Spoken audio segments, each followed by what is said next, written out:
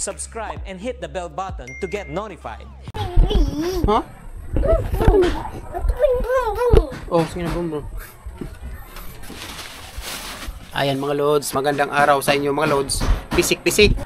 Una sa lahat mga lods, maraming salamat sa mga nag-comment at saka nag-PM. Kasi nilagay natin sa screen yung Facebook account natin. Maraming nag-PM sa atin na magpa-shoutout daw. Ay, naguba na. Ay, sige. Nandito si Janet mga lods. Gumawa ng shoutout. Daw, pila na imong nahuman. Asa man? Kini? Dami naman pala mga lods. Dami na oh. Shoutout natin to ngayon mga lods. So, for today's video mga lods, yan Janet. Bagong ligo si Janet mga lods. Bagong ligo. Bagong ligo. Ayan. So, hindi tayo pupunta ngayon sa Baxnet kasi mababa yung tubig mga lods. Pag mababa kasi yung tubig mga lods, di tayo makakarating doon sa mga Baxnet kasi malayo yun. Yung last video natin dito sa 19 Baxnet, matumal mga lods kasi malinaw yung tubig. So baka sa susunod na araw o bukas siguro o sa susunod na araw puntahan natin kung tataas ng kunti yung tubig, pupuntahan natin yun. So ngayon, ipapakita namin sa inyo yung bangka natin. Akala nyo mga lods wala na yung bangka, nandito yung bangka mga lods. Pakita natin yung bangka natin, tapos na yung bangka natin mga lods. Kasi maraming nagtatanong na nasa na daw yung bagong bangka natin. Ipakita natin ngayon mga lods. Pakita natin ngayon mga lods. Hindi rin natin dadamihan masyado yung shoutout kasi baka ayun nang manood sa video natin kasi maraming shoutout. Meron kasing mga viewers natin hindi mahilig magpa-shoutout. Ayan. So, hindi nila alam na ang sarap pakinggan pag na-shoutout ka. Ang sarap kaya sa feelings mga lods pag narinig mo yung pangalan mo na isa-shoutout ka. Ako rin sa ibang mga vlogger nagpa-shoutout ako. Ang sarap pala pakinggan pag binanggit yung pangalan mo. So, ganun. So ngayon, punta tayo doon sa baba. Punta tayo doon sa baba ngayon mga lods. Doon sa ilalim ng bahay. Nandun yung bangka natin sa ilalim ng bahay. Tara bay.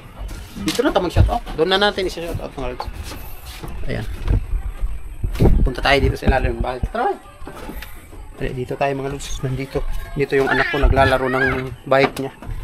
Nabili natin yung bike mga lods nung sahod natin sa YouTube. Ayan, nandito. Dito tayo sa ilalim ng bahay. Ayan, nandito yung bangka mga lods, no? Dito yung bangka, oh. Hindi pa napintalan mga lods kasi wala pa tayo pambili ng pintal. Ang laki, oh. Tapos na to mga lods. Napakalaki. Sasabihin ko sa inyo mga lods. Kaya namin hindi to ginamit kasi napakalaki nitong mga lods, bangka na to. Pag pinasok natin to doon sa spot natin, doon sa bagong bili nating Baxnet, mahirapan kami ni Janet kasi napakabigat nito. Tapos tapos malaki pa, napakaluwang ba. Malapad siya mga lods. Malapad yung bangka na to kaysa sa yung dati natin. Hindi natin to gagamitin pag hindi malaki yung tubig ba, no? Yung paggawa niya nito kasi maliit kasi yung kahoy lang yung inaano niya ba. Yung sinabayan niya lang yung laki ng kahoy paggawa niya nito. Sabi ko, dugtungan natin yan uncle para lumaki. Pinalaki niya ng gusto mga lods. Di masyado malaki. Kasi dito yung 4 na tao.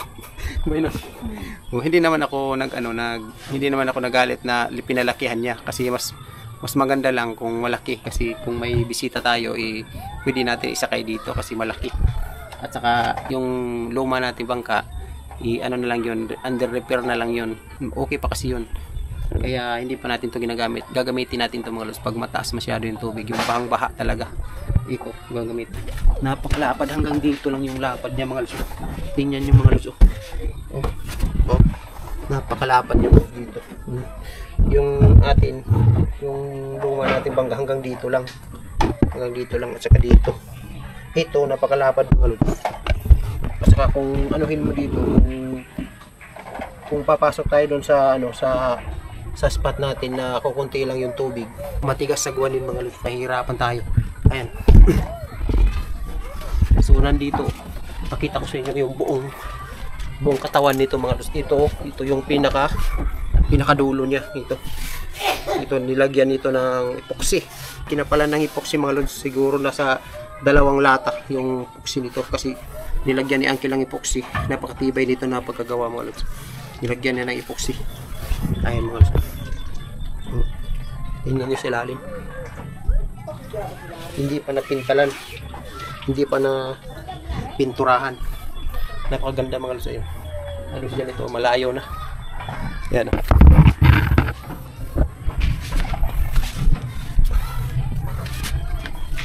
Ayan.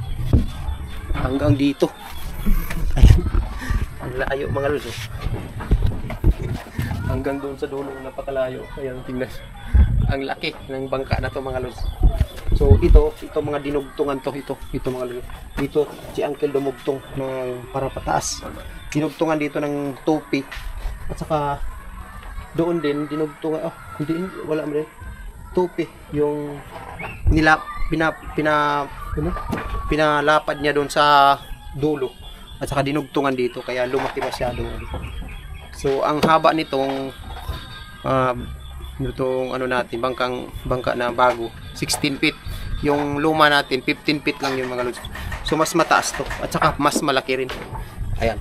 So yun, hindi pa natin to napinturahan. Maghahanap pa tayo ng pampintura. Yung ipintura natin dito, mas majority kasi yung blue. Baka siguro blue at saka pula yung ano nito. Tapos lalagyan natin dyan ng galang TV sa gitna. Katulad ng dati. First coat natin isang lata. Tapos susunod pag matuyo na, second coat na lang ano din isang lata din. So dalawang lata, 2 litro siguro yung mauubos nito mga lods. 4 liters man dito no? 4 liters siguro. Yung malaking lata mga lods, 4 liters. Dito lahat iuubos dito yung 4 liters para makapal yung yung pintura. So kulang na lang to ng pintura. Nilagyan dito masyado ni Uncle ng epoxy. Ayan o. Ayan. Uhugasan ko pa ito mga lods. Nilinisan ko pa ito kasi mga aso naglalaro dito kasi hindi ko pinataas masyado. Kasi baka bahay, baka mabigatan kasi mabigat kasi ito mga lods. Kasi naman ko lagay doon. May lalagyan lang ng pang ganun. Ito mga lods, malapad siya dito. Dinugtungan ni Uncle yung dito sa sahig niya. Nilugtungan niya na 2 inches. Yan, ito, malapad dito mga lods. Ayan, tingnan niyo. Malaki itong kamay ko. Tapos, ganyan. Malapad. Malayo din mga lods. Tapos dito rin. Kay Janet, malayo din. So, mataas talaga ang na to. Bangka. So, ito, hindi talaga ito madala doon pag walang masyadong tubig. Kung kukunti lang yung baha, hindi ito pwede dalahin doon mga lods. Pwede naman siya, pero napakatigas sa guwanin, di ba be? Tingnan yung last video natin mga lods, nauna ako, di ba? Upat na, 5 pa ganyan eh. Sabi ni Janet, 4 na tao daw yung makasakay nito. Kasi napakalaki. So, yun, mag-shoutout na muna tayo mga lods. Shoutout muna tayo mga lods. Rinan Balansag, Jennifer Jupiter, Rundi Gulbin, Malu Gales, Romeo Butuman, Erlinda Torrijos, Rolando De Peño, Jubito Olarte, Glenn Concha, Merlinda Cabugos, Lisil Bilbo, John Sabangan, Makyard TV, Grace Palma, May Makirang, Rolando Perez, Jose Perez, Warlita Pasis, Ariel Pastorel, Misia Goles, Kupal, Rosilo Goldsmith, Rosindo Kalinggo, Isabelita Kalinggo, at sa family Kalinggo.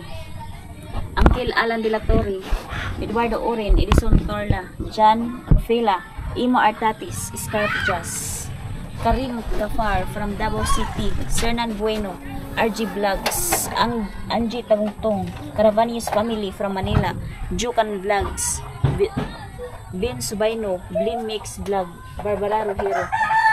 So, yun lang mga lods. Nag-vlog ako mga lods. Yun lang. Salamat sa inyong mga suporta mga lods at sa panonood sa video namin. Sana huwag kayong magsawang manood. Bye-bye. Thank you. Yung anak ko mga lods naglalaro. At saka yung yung ate niya at saka yung kuya niya nag-aaral. Sabi mga lods, napakapad talaga ng bangka natin. So, hindi pa natin to ginamit kasi wala pang pintura. Ayan. Madumi. Madumi mga lods. So, bago natin to pinturahan, hugasan ko muna. So yun, thank you mga lods, maraming salamat sa suporta ninyo palagi. Ayan, so yun, pinakita na natin yung sahod reveal daw, sabi ng mga subscriber natin, sahod reveal. Wala naman tayong i-reveal mga lods. Wala tayong sahod.